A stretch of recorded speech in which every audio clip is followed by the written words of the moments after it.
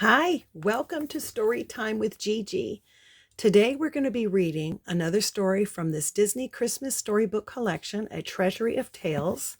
Our story today is from The Little Mermaid, called Christmas Under the Sea.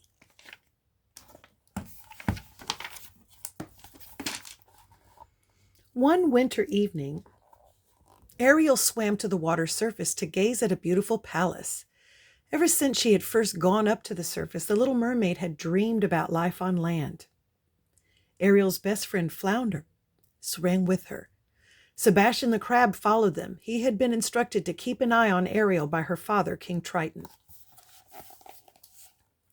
As Ariel watched the palace, she noticed a lot of twinkling lights. "Look, Flounder," she exclaimed. "I wonder why the palace and the hills are sparkling. It looks like they are covered with stars, but that can't be." Flounder's large eyes grew even bigger as he looked up at the sparkling lights. "They seem to be coming from the castle," he said. Each evening at sunset, Ariel and Flounder returned to the surface to watch the lights. Night after night, the castle grew brighter. Soon the castle grounds were twinkling as well.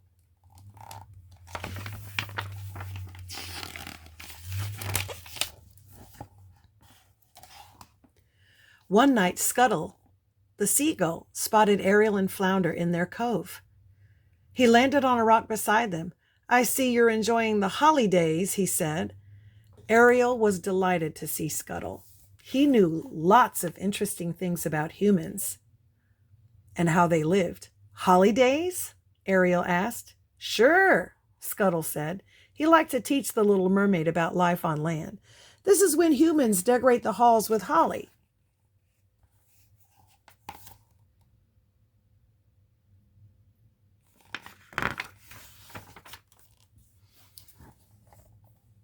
"But what are those twinkling lights?" asked Ariel. "Humans light candles to welcome the season," Scuttle explained. "There's lots of fun stuff to do during the holidays." Then he began to describe what he'd seen inside the castle. An enormous tree stood in the great hall. It was decorated with ornaments and tinsel. In the banquet hall, tables were piled high with roasts and puddings. Then Scuttle told Ariel that on December 25th, humans would give presents to one another to show their love. They scattered bright wrappings everywhere and shouted, "Merry Christmas!"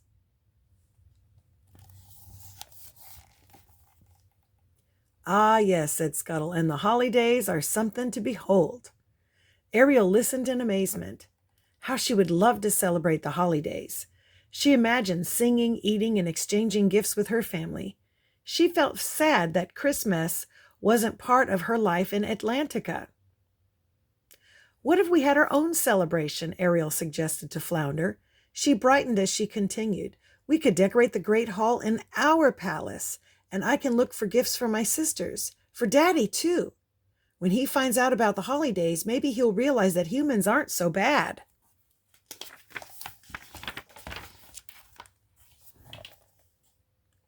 For the next few days, Ariel, Flounder, and Sebastian prepared for their first holiday celebration. They searched for the most beautiful seashells, sea stars, and water plants they could find. Then they decorated the great hall from top to bottom. It was Sebastian's job to keep Ariel's father and sisters away from the hall. Ariel didn't want her big surprise to be ruined. When everything else was done, Ariel and her friends made a large tree from strands of seaweed and hung colorful shells on it. "And now for the candles," Ariel said when the tree was finished.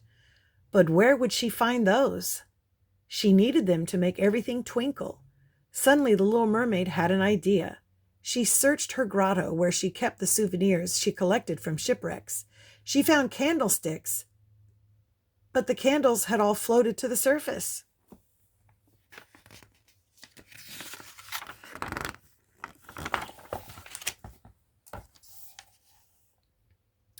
Ariel swam to the surface to find Scuttle. "Please, can you help us find some candles?" she asked. "They're the very best part." "No problem," he said. "I think I can borrow a few." While she waited for Scuttle to return, Ariel found some beautiful pieces of sea glass. She knew the glass was formed when the sand and the waves worked together to create smooth, frosty gems. She thought they would make the perfect gift for her father and sisters. The beautiful glass would help them understand how she felt about life on land and in the sea. Meanwhile, Flounder was looking for a present to give Ariel. He wanted to find something from the human world that she longed to be part of. He spotted a shiny crystal button sparkling in the sand. It looked like it had fallen off a human's jacket. Flounder retrieved the button. He wrapped it in seaweed and tied it with a narrow ribbon.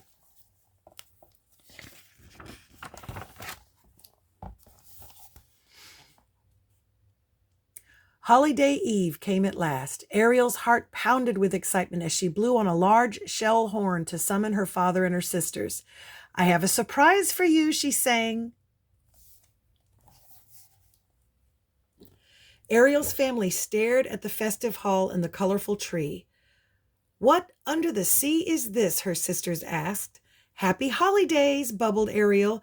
"This is Christmas," she said proudly, "the way humans celebrate." "It is splendid," they agreed. Even King Triton smiled.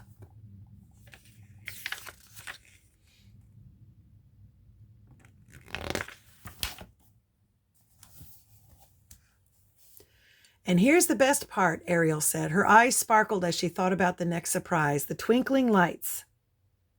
She struck a flint to the candles. Nothing happened. She tried again and again, but it didn't work. "It's all ruined," Ariel cried. "We've worked so hard, and now my Christmas is a disaster."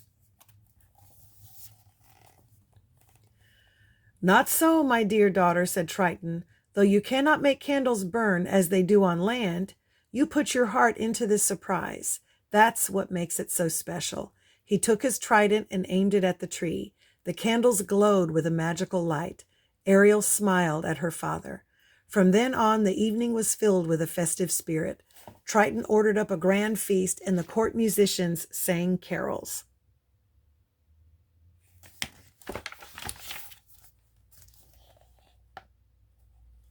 Then Ariel gave her sisters and her father their presents. "Where did you find these?" Triton asked. He turned his stone over in his hand. Ariel explained how the sea glass had been fashioned by both land and sea, working together as one.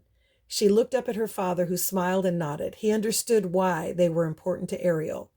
Toward the end of the celebration, Flounder swam over to Ariel. "I have something for you too, Ariel." He gave her the present he'd found. "Merry Christmas." "Flounder, how very precious." Ariel took the crystal, laced the ribbon through the button, and hung it around her neck. The crystal rested near her heart.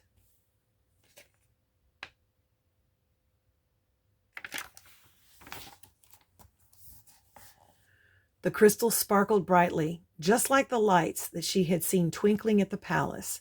As Ariel gazed at the light, she smiled. Her first Christmas had been a lot of fun. She couldn't wait to tell Scuttle all about it. And that's our story. I hope you liked it. Make sure you like and subscribe and share with your friends. Bye until next time.